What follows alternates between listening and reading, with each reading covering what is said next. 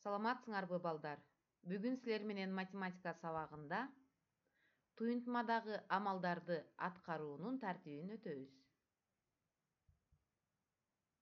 Балдар, силер билесиңер, эгерде кашалуу туюнтмалар болсо, биз биринчи кашаанын ичин иштеп алабыз. Андан кийин солдон оңго карай чыгарабыз. Биринчи туюнтманы карасак, 865 кемитилген кашаанын ичинде 481 менен 215-тин айырмасы. Демек, бул учурда биз туюнтманын өзүн адегенде жазып алып, астына биринчи, экинчи деп мамыча түрүндө чыгарабыз. Бул учурда биз биринчи кашаанын ичин иштейбиз. Андан кийин солдон оңго карай чыгарабыз. Башкача айтканда, 865-тен кемитебиз кашаанын ичинен келип чыккан санды. Ал эми эки кашалуу туюнтма болсо, ал учурда биз биринчи кашаанын ичин иштейбиз. Башкача айтканда 900-дү 10го бөлөбүз. Андан кийин экинчи кашаанын ичин иштейбиз. 8-ди 4кө көбөйтөбүз. Эки кашаадан келип чыккан санды кемитебиз. Бул үчүнчү учур. Ал эми балдар, кээ бир учурларда кашаасы жок туюнтмалар берилет. Ал учурда биз эмне кылабыз? Туура. Ал учурда солдон оңго карай катар ирети менен чыгарабыз. Эгерде ал кошуу жана кемитүү амалдары болсо. А эгерде кашаасыз, бирок көбөйтүү, бөлүү амалдары кошулуп калса, ал учурда биз биринчи көбөйтүү бөлүүлөрдү аткарып, андан кийин солдон оңго карай катар ирети менен аткарабыз. Демек, балдар, азыр силердин максатыңар ушул эрежелерге таянып туюнтмалардын маанисин тапкыла.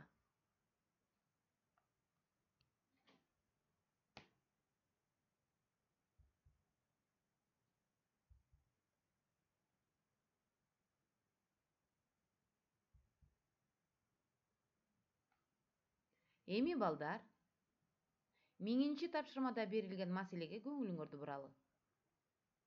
Саанчы 12 уйдун ар биринен күнүнө 25 литр сүт саап алат. Сүттү 50 литрлик 3 флягага куюп дүкөнгө, калган сүттү бала бакчага жиберди. Бала бакчага канча сүт жиберилди? Демек, балдар, бул жерде маселенин эмне белгилүү, эмне белгисин аныктап алгандан кийин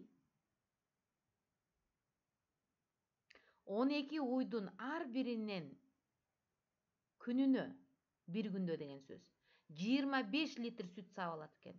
Анда бир уйдан 25 литр сүт саап алса, 12 уйдан канча литр сүт саап алат? Ошону табышыңар керек. Андан кийин дүкөнгө канча литр сүт жөнөтүлгөндүгүн табышыңар керек. Анан бала бакчага канча сүт жиберилгендигин аныкташыңар керек. Маселенин чыгарылышын айрым-айрым чыгарып, жообун жазгыла. Кыскача шартын түзгүлө.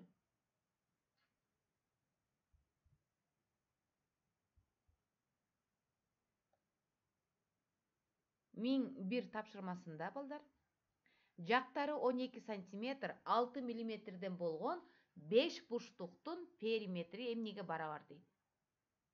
Демек, 5 бурчтуктун канча жагы болушу мүмкүн? Туура, 5 жагы болот. Анда бир жагы 12 сантиметр 6 миллиметр болсо, анда 5 бурчтуктун периметри эмнеге барабар? Ошону тапкыла.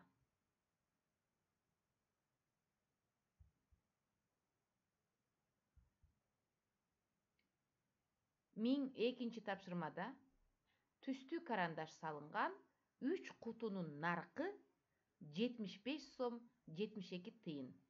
Ушундай 5 куту карандаштын наркы канча болот? Балдар, бул жерде түстүү карандаш салынган 3 кутунун наркы баасы деген сөз. Demek төлөнгөн акчасы 75 сом 72 тыйын экен. 3 кутунун наркы. Анда 5 куту карандаштын жалпы баасын табышыңар керек. Бул учурда биз эмне кылсак болот? Бир аттуу санга келтирип алып туруп тапсак болот. Эми балдар 1003 тапшырмада берилген 1 жана 2 кашалуу туйунтмаларды аткаргыла.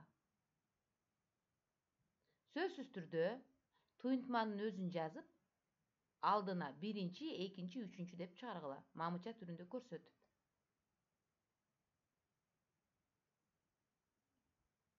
Балдар, ушуну менен бүгүнкү сабагыбыз аягына чыкты.